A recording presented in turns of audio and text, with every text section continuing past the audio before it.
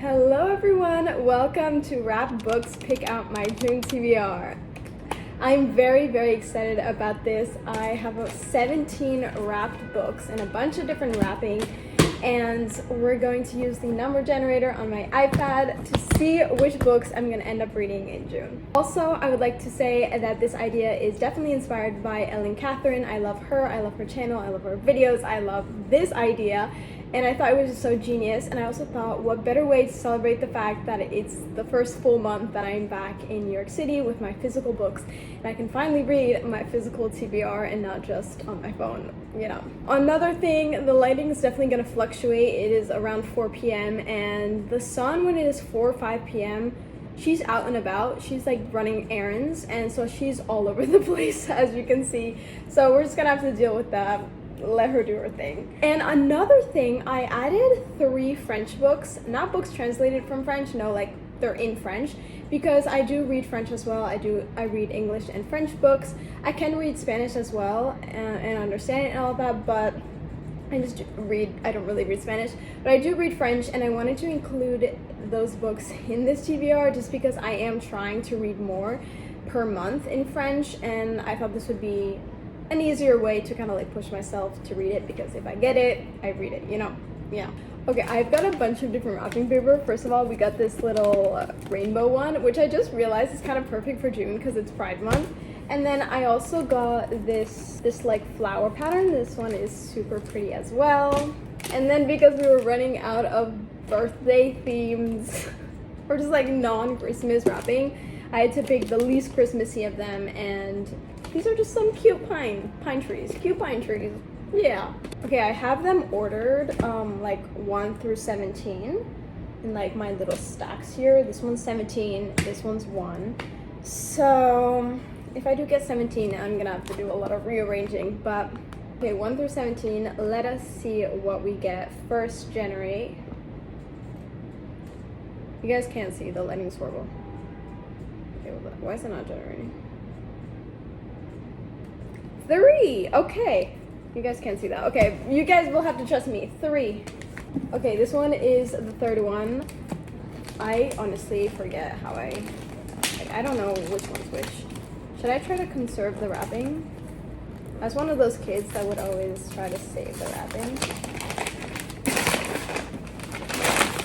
Oh my god, so this one is so funny. Here's the book. This is so funny because this is a library book I haven't returned, and so I included it here because I am very intrigued to read it, and I need to read it to be able to return it to the library. But this is the first book. It's The Heart's Invisible Furies. I'll put a better picture up here because it is inverted, but this is so interesting. This I know is set in Ireland, and I think it's about like, okay, yeah, it's like a historical fiction, I think. It is Ireland in the 1940s. I don't know much about it. I'll probably put up a summary up here, but this is so funny. But also, I am really excited to read this, and I should return it once I finally read it. So this is the first book down. Next, generate. 9. Okay, we're getting multiples of 3s here. Okay, 9. Oh, I can feel this. This is a hardcover. Wait, what are my hardcovers? I kind of forget what my... I do know what books I put in them, but I don't know like which one is in which wrapper, you know. Oh, okay. Okay, this one is a book I've had for so long. I got this for my birthday years ago.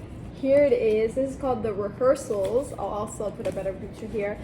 This is so cool. So this one is, I've been meaning to read this. I even set this aside for like a 24-hour readathon, the last one I did, but I just didn't read it in that one. But this one is basically about this couple, and I think they're on the verge of breaking up on their wedding weekend. And then they're like, they have just a horrible rehearsal dinner, and then they wake up the next day and they're stuck in a time loop. With the photo here, they're stuck in a time loop of them basically reliving that horrible rehearsal dinner, and they'll probably have to like make up or something. to get out the time loop. This one's really fun. I remember I did like read a couple pages a couple years ago, and I just was never in the mood for this one. But I feel like now I'm getting more into my romance, contemporary romance like eras, so I will definitely enjoy this book. Next book here, 14. Okay, this is in this stack. We got a rainbow wrapping, a flower wrapping, and then now a pine wrapping. This also feels like a hardcover. What the heck? Why am I only... Oh, I know this one. Okay, so this is You Dreamed of Empires. Makes sense that the universe wants me to read this. I just came back from Mexico City, and this is set in Mexico City. And also, I put this on my March TBR, and I never read it. So maybe finally, 3 months later, I can finally read this. But this is a reimagined of the conquering of Tenochtitlan, which was the capital of the Aztec Empire and is Mexico City today. Or Mexico City is Tenochtitlan. So this is the book. My dad randomly got it for me a couple months ago, and I've been meaning to read it, and it's not even that long, so that's very fun. Okay, next one. 9. Oh, I already got 9. 16. Okay, second to last. Wait, I have an idea what this one could be. Oh, wait, no. Oh, okay. This one's an interesting one. So this one's from T.C. Boyle. I sold this one from my mom's library. Okay, so this is The Tortilla Curtain by T.C. Boyle. This one is such an interesting book. My mom and my dad, actually, both of them have been trying to get me to read T.C. Boyle. And I was like, okay. And I looked through their T.C. Boyle collection, and I saw this one. I was like, this one, the premise sounds very interesting. So that is exciting. I'm gonna have a book I can talk to them about. This one is about two couples, like two very different couples, and they're kind of both are they both clinging to... Yeah, they're both kind of clinging to their proper vision of the American dream, and I think they're both like, they go on a hike or something, and then they find each other, and then there's a big accident or something. So far, so good. 17. Okay, we're getting all of these pine tree ones. This one might... This one might be a French book. Oh, this one, look, I ran out of wrapping at the end, so I had to use the little scraps. Yep. This is a French book. Actually, I think this is originally in English. I feel like this is originally in English because Mark Levy, the author, just sounds like such a British name. Oh, no, this is a French author. Okay. Well, anyways, this is the 5th book. It is La Dernière des Stanfield from Mark Levy. This one is, I think there's like a mystery in this one. I've been wanting to read this book for so long. But this is a cover, a pocket book. You can just literally get this at the supermarket. I bought this at Carrefour, actually. This one is, her name's Eleanor Rigby. She is a journalist for the National Geographic, and she's living in London. And then one morning she is coming back from a trip, and she gets an anonymous letter that tells her that her mom, like something happened to her mom. Something criminal happened to her mom. Well, her mom did like something criminal, I think. And so then there's George Harrison, who's an ébéniste. I don't know what ébéniste is. I'm gonna have to look that up. And he lives in Quebec. And then he also receives a message that says that his mom did the same thing that that girl's mom did. And so they don't know each other, but then whoever wrote the letter, they give them a rendezvous, like a meeting place in a bar, and then I guess they are going to meet up, and then they have to like figure out who is the link between them, what did their moms do, and then, you know, who's the one behind all this and what are his intentions. So this is just like, this sounds so fun, and I'm actually so pumped I got this one. 2 more books. 12.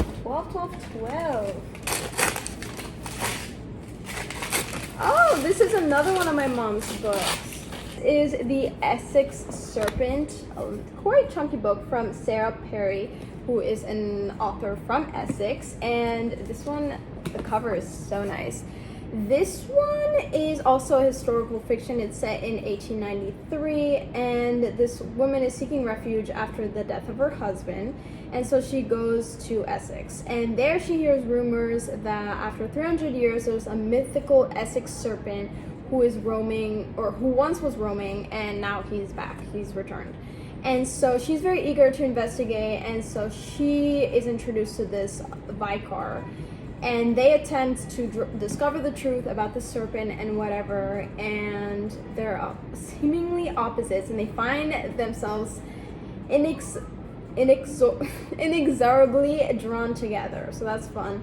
And soon their pursuit becomes very urgent, and her London past follows her to the coast with striking consequences.